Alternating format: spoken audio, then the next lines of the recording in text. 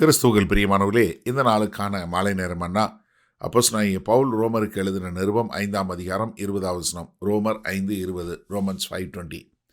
மேலும் மீறுதல் பெருகும்படிக்கு நியாயப்பிரமாணம் வந்தது.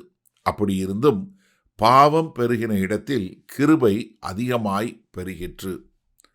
அதாவது அப்போஸ்தலனாகிய பவுல் கொடுத்த ஒரு இதில் ரொம்ப வல்லமையான ஒரு ஸ்டேட்மெண்ட் என்னன்னா, எப்படி கிருபையினுடைய வல்லமை எவ்வளவாய் விளங்கினது என்பதை மிக அழகாக நேர்த்தியாக சொல்கிறார். என்ன, நியாயப்பிரமாணம் பாவத்தை பெருக பண்ணுச்சு. அதாவது நியாயப்பிரமாணம் பாவத்தை உருவாக்கலை, என்ன பாவம்னு காட்டுச்சு. அதாவது பாவம் என்ன என்கிற ஒரு வெளிப்பாடை கொண்டு வந்துச்சு. அதுக்கு நம்ம கணக்கு கொடுக்கணும் அப்படிங்கிறத காட்டுச்சு. நம்ம எதையெல்லாம் மீறினோம் என்பதை வெளிக்காட்டக்கூடியதாக தான் இருந்தது ஒழிய, பிரமாணம் என்ன பண்ணலை, பாவத்தை பெருக பண்ணதுன்னா என்ன. ரோமர் 3:20 சொல்லும்போது சொன்னார் இல்லையா, இப்படி இருக்க பாவத்தை அறிகிற அறிவு நியாயப்பிரமாணத்தால் வருகிறபடியால் எந்த மனுஷனும் நியாயப்பிரமாணத்தின் கிரியையினாலே தேவனுக்கு முன்பாக நீதிமானாக்கப்படுவதில்லை. என்ன, பாவத்தை அறிகிற அறிவு எதனால் வந்துச்சு? நியாயப்பிரமாணத்தினால வந்துச்சு. அந்த நியாயப்பிரமாணத்தில் வரும்போது பாவம் பெருகுதுங்கிறது நமக்கு தெரியுது.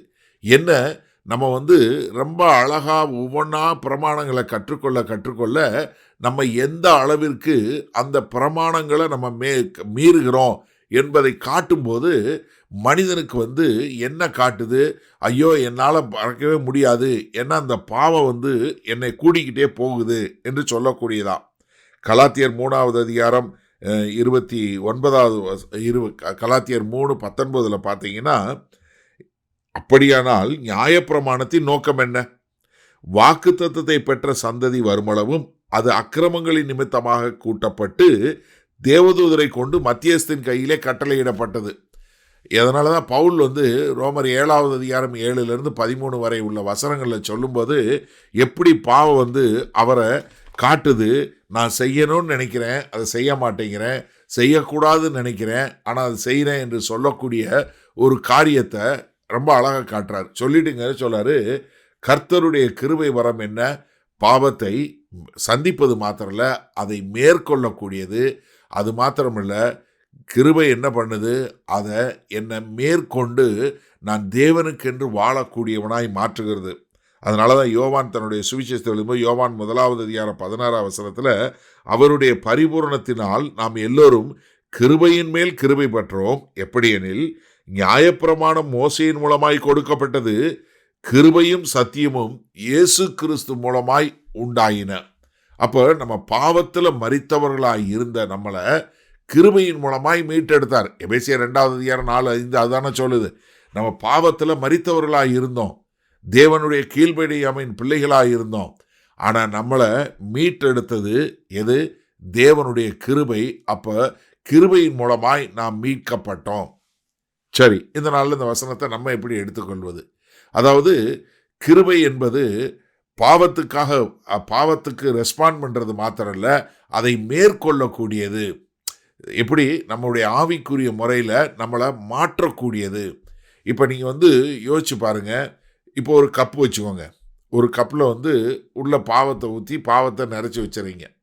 இப்போ நீங்கள் அது மேலே கிருபைங்கிறத அதில் ஊற்றிக்கிட்டே இருக்கிறீங்க. எப்படி?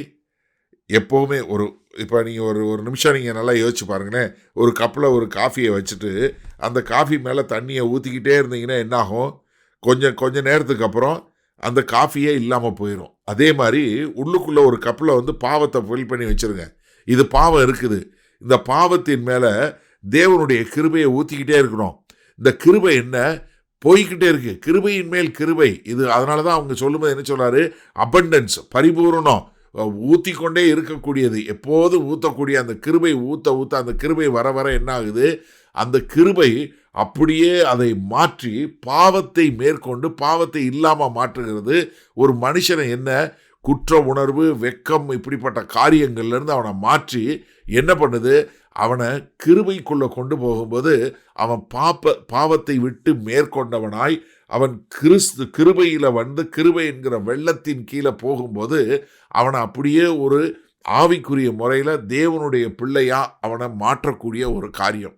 அப்போ எனக்கு அருமையானவர்களே, இந்த நாளில் நீங்கள் என்ன பாவத்தில் இருந்தாலும் கர்த்தர்கிட்ட வந்து அவருடைய கிருபையில் உங்கள் பாவத்தை அறிக்கை செய்து அவர் கர்த்தராகிய இயேசு கிறிஸ்துவை ஏற்றுக்கொள்ளும் போது அவருடைய கிருபையின் நதி உங்கள் மேல் ஓடி உங்ககிட்ட இருக்கிற எல்லா பாவங்கள், எல்லா குற்றங்கள், குறைகள், மீறுதல்கள் எல்லாவற்றையும் மாற்றி உங்களை கர்த்தருக்கென்று ஒரு உகந்த பாத்திரமாய் மாற்றுகிறது.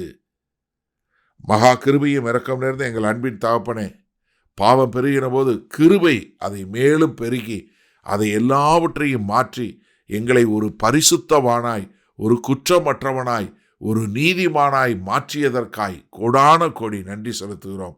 ஆம் ஆண்டவரே, இதோ எங்களுக்கு கொடுக்கப்பட்ட உம்முடைய இந்த கிருபைக்காய் கோடான கோடி நன்றி. மீட்பெரும் இரட்சகருமாகிய இயேசு கிறிஸ்துவின் மூலம் பிதாவே, ஆமேன். கர்த்தர் உங்களை ஆசீர்வதிப்பாராக. நாம் நாளை காலை தினசரி தியானத்தில் சந்திப்போம். Good night.